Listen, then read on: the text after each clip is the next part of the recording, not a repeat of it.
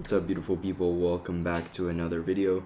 This one's going to be a trade recap, and it is officially June 1st, the first week of the new month, and the market is officially open for this week.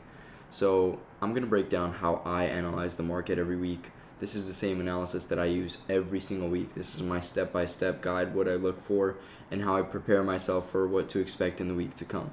And first things first, already off the bat, it is the first week of every month. The first week of every month is when you should go to Forex Factory and check to make sure that there is an NFP on Friday. And in this case, you can see that this Friday we do have a non-farm employment change. And what this typically means, this is a very strong news event.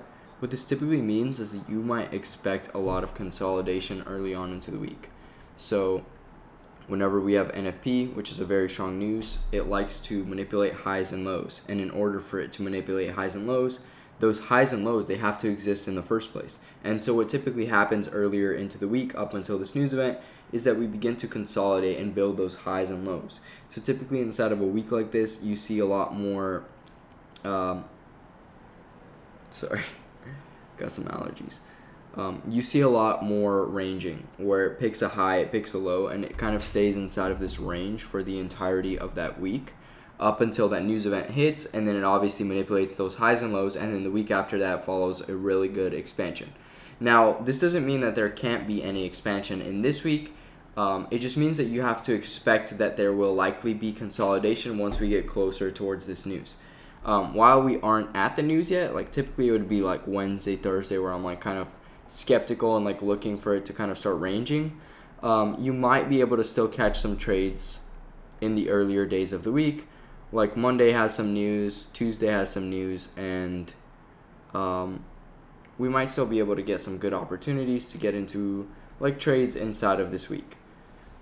The most important part is that you're adapting, right? If you start getting your setups, there's no reason for you to be afraid and not get in, right? You just like once you start seeing like, oh, I'm trying to get into a trade, but it just doesn't seem like it's going anywhere. It's rebalancing all of the fair value gaps and is kind of staying inside of a range. That's when you take a step back. Maybe you lost some money, but you step back, you don't try to make it back, and you're just like, okay, let's wait it out. Let's wait for next week. Let's wait for the news event on Friday.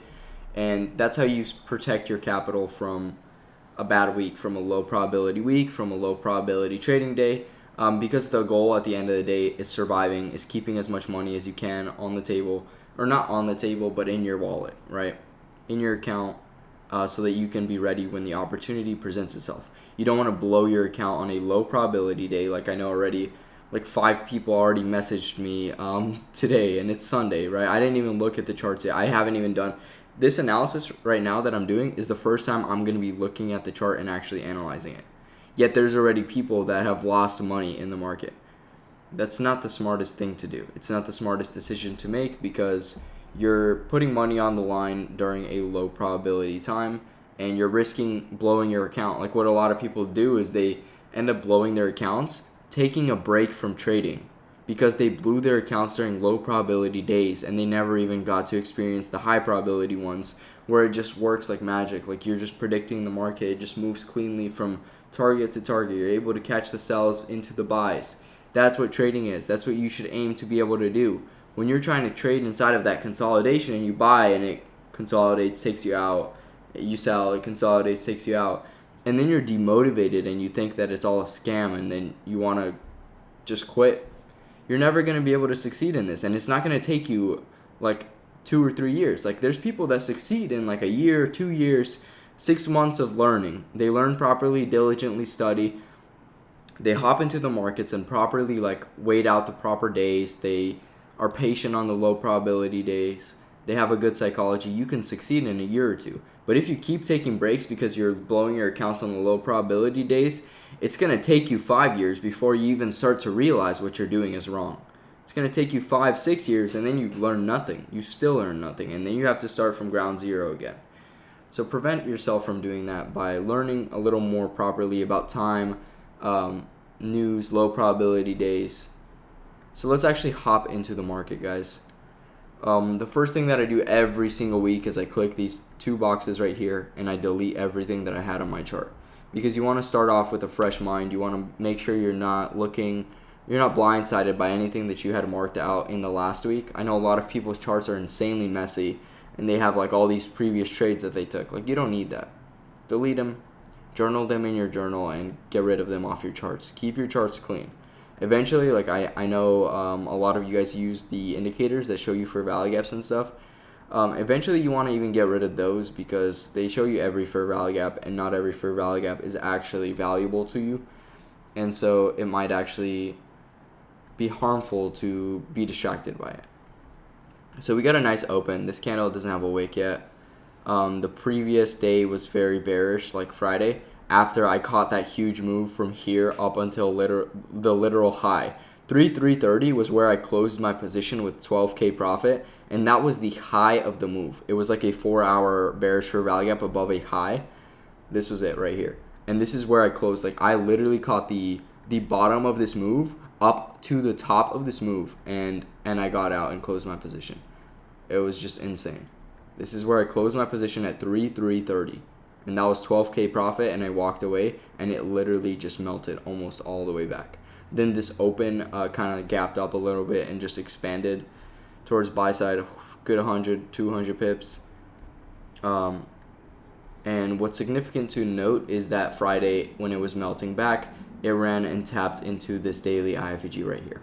So once again, we tapped back into it, then we expanded again. If it does continue going up, that's going to be pretty solid. What I was looking for when I was buying from here was this daily bearish fair value gap to become an IFEG, to get inverted.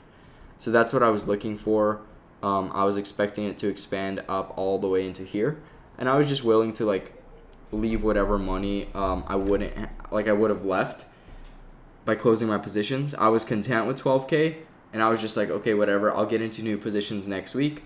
I'm not in a rush to hold these positions, and potentially, like, you know, if it melted, like, I was accepting like the fact that I could still be wrong. It could still melt down. As for seasonal tendency, it's June. June's seasonal tendency is bearish, and this extremely bullish seasonal tendency of this month right here, May, wasn't fulfilled. It wasn't more bullish than these 2 months. And so I'm left wondering if this month is just going to be a huge bearish month that expands like all the way down, maybe into this fair value gap right here. It's a super tiny one, but it exists. Maybe lower into this one. That's definitely a possibility. So I'll be open-minded. On the weekly time frame, this does look like a bullish setup where we have a bullish order block right here, and we're kind of staying above the midpoint of this bullish order block, so we can still get a good amount of buy side before we sell off. And this is early into the month, so think about it. Even if this month is going to be really bearish, I'm going to wait for a lot more confirmation. I'm going to wait for some economic news, like if Trump says anything or anything in the world happens that will impact the price of gold. I'll be ready to jump on that news. I'm also going to be watching price action, like I said, even if it wants to go down, it's still early into the month, and it could run up even to all-time highs before going down.